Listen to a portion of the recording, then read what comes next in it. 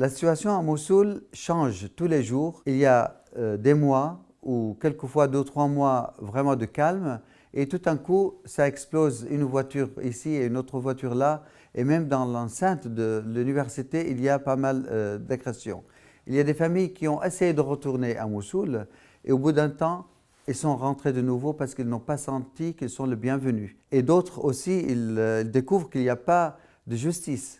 Il y a de discrimination contre les chrétiens à beaucoup d'échelles, que ce soit universitaires ou locales, ou quelquefois des gens qui commencent à prendre les terrains ou les maisons des chrétiens, ils ne veulent plus sortir de cela. Mais malgré cela, il y a entre 40 et 50 familles qui sont rentrées actuellement à Mossoul.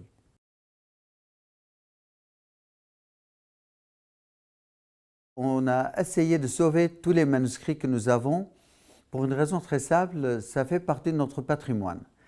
Et on les sauve doublement et en 2 manières différentes. D'abord, on les sauve physiquement.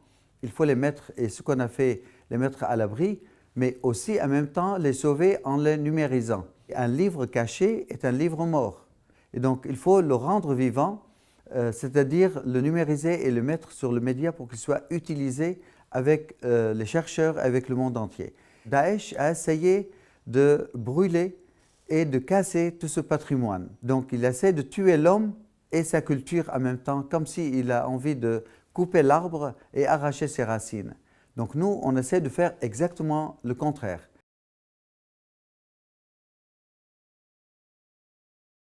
Dialoguer, ça veut dire on est partenaire, qu'ils soient chrétiens, musulmans, juifs ou athées ou autres. Aujourd'hui, c'est important de dialoguer les uns avec les autres et c'est primordial, c'est important.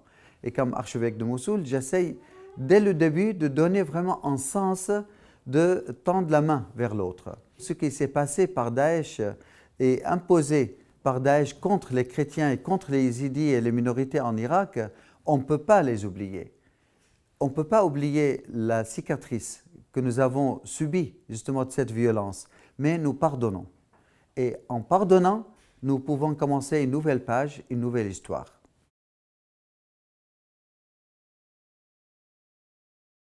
Quand on a tout perdu, on a besoin de tout. 95% déjà des villages ont été détruits, y compris les églises et les maisons.